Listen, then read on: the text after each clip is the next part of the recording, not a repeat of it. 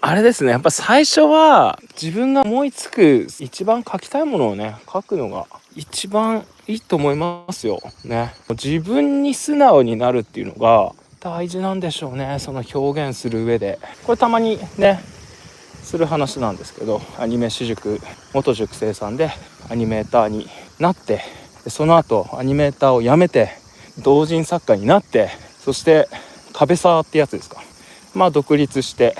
食べている人がいるんですけど、若い時にアニメ私塾来た時に、僕がですね好きなの書けばいいんじゃないっていう話をして好きなの書いていいんですねみたいな。でその人は美少女キャラを描きたい人だったんでしょうね。なんかこう難しいデッサンみたいなものをまずは基礎固めとして、練習しなきゃいけないと思っておりましたみたいな基礎っていう部分が多分ね間違ってるんですよ。多分皆さん絵の基礎っていうのがね、学校の勉強の基礎みたいにリンゴとかさ、なんか手とかさ、彫刻の人形みたいなのとかさ、ああいうのを描いたり、あるいはなんかこう製図みたいなやつね、ああいうのがこう絵の基本だと思ってる人が多いようなんですけど、あれは自分がですねどういうものを上手くなりたいかによってだいぶ違いますので、あれは絵の基本じゃないです。ちょっと学術的なやつが描けないと、自分は絵のセンスがないとか、絵を描いちゃダメだとか、という世界ではないです。どっちかっつうとそれこそ用途不明の謎の練習になりがちなんですよ。そういうのやんないと絵を描いちゃいけないではなくて、むしろ、自分のですね、描きたいキャラクターを一旦描いてみると、僕最初の時点で絵コンテとかレイアウト意識というか意欲があったから、そこは好きだったんですよ。さっきのパースとか、デッサンとか無視ですよ知らないっすよそんなのできないし分かんないし知らないっすそんなの。まず見よう見まねで絵コンテを描いてみる。とにかく雑でも何でもいいから自分が思うようにやってみるんですよ。でそうすると必ず、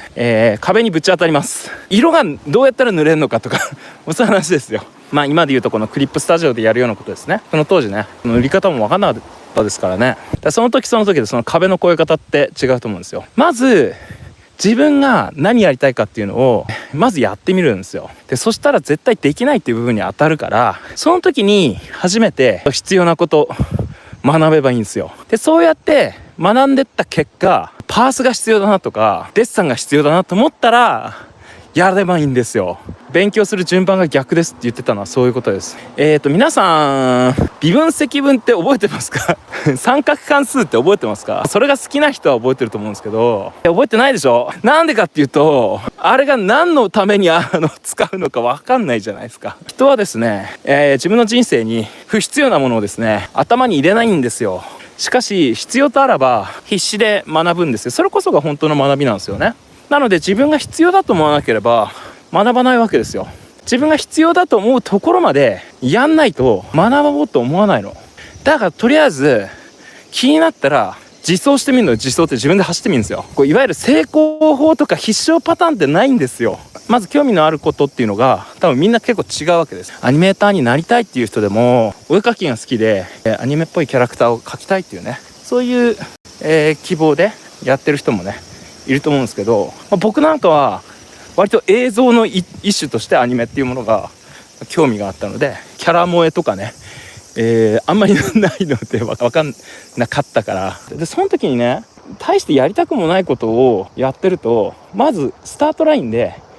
ブレちゃうんだよね。遠回りなんですよ。すごく自分のまずやりたいこととか好きなことっていうのが後ろの一番真ん中の部分、本丸ね、その本丸にですね一発ですねぶち込んでみるんですよ。これできんのかなって、届くのかなって、そしたら届かないってねなって初めて、じゃあその外堀からね攻撃しないとダメだなと、じゃあこういう練習必要だな、ああいう練習必要だなっていうのが、本当の練習なんですよ。まずやってみないと、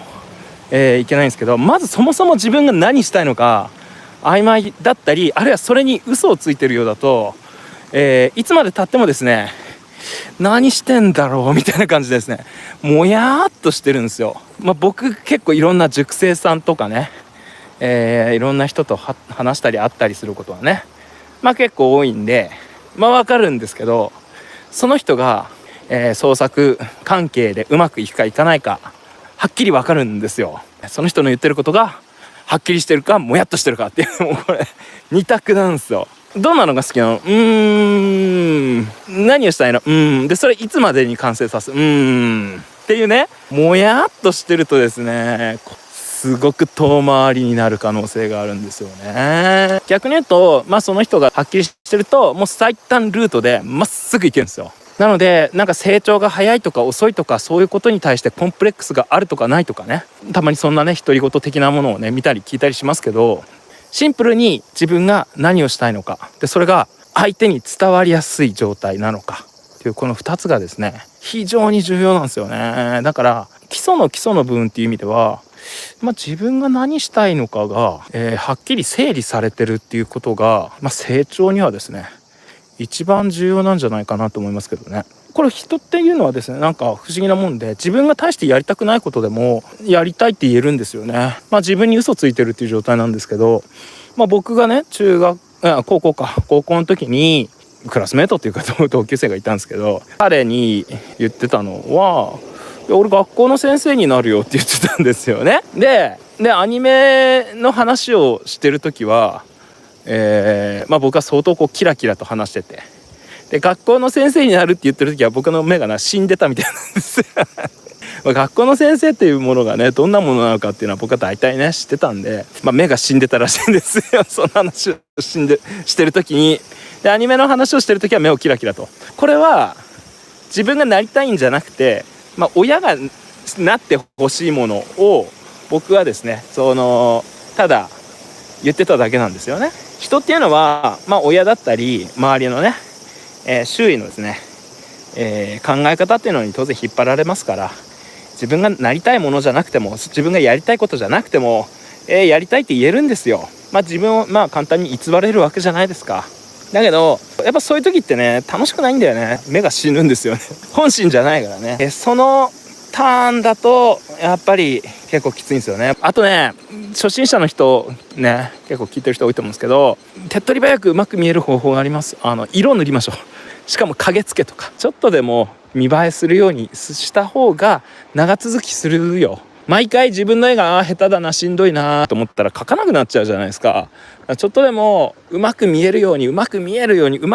アングルしか描かないし、うまく見える動きしか描かないし、自分が一番うまく見えるように描きましょう。本当でそれに飽きたら、そしたら徐々にちょっと複雑なものとかでその自分の得意なものを、ひたすら伸ばしたりとかちょっとでもうまく見えるっていうことをやってる間に絵を描くっていうことそのものにだんだん慣れてくるよね。線が10本20本必要だったものが線が3本とか2本ぐらいになってくるよね。そうなってきたら徐々に、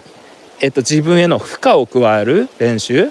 をしていく、ね、一発で線を引けるように何度も描き直すとか、正確にトレスとか模写をしてみるとかっていうように徐々に高い負荷を加えるような練習をし始める。その時にも練習のための練習になってないかなっていうのは常に思い出した方がいいですよ。できればね練習のための練習はなるべくしない方がいいです。常に作品が練習になるようにしてほしいです。